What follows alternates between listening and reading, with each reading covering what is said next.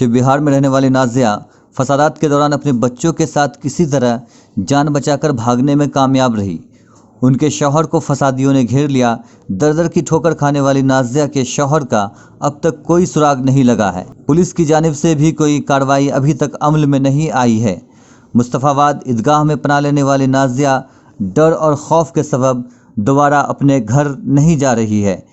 उनका कोई पुरसाने हाल नहीं है। नाजिया जी बताएं, कितने तारीख को आपके शौहर गायब हुए थे और अब तक क्या कुछ गुजरी आपके ऊपर? बहुत कुछ गुजर गई, जो ना देखा वो भी देख लिया अब तक। क्या कहते बहुत कुछ।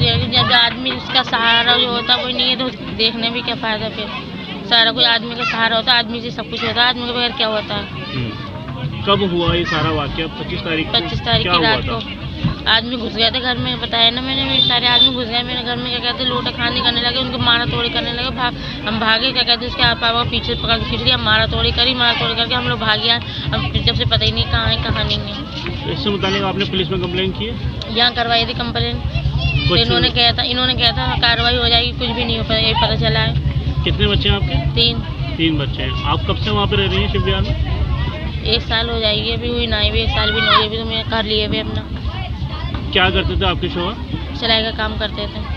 अच्छा, घर पे जो दंगे वाले दिन जो हुआ रात में, आप वहाँ से किस तरह से निकली? आपको किस तरह से बताया गया? पापा ने हमें भगाया।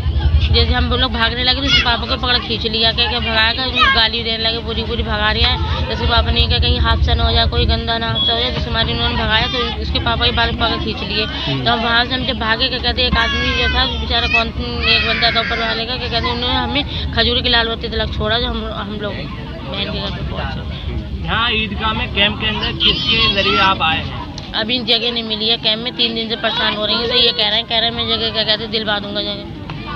वापस आप अपने घर गए? नहीं अभी नहीं गए, डर के मारे, अकेले के मारे क्या करूँ जाके वहाँ पे।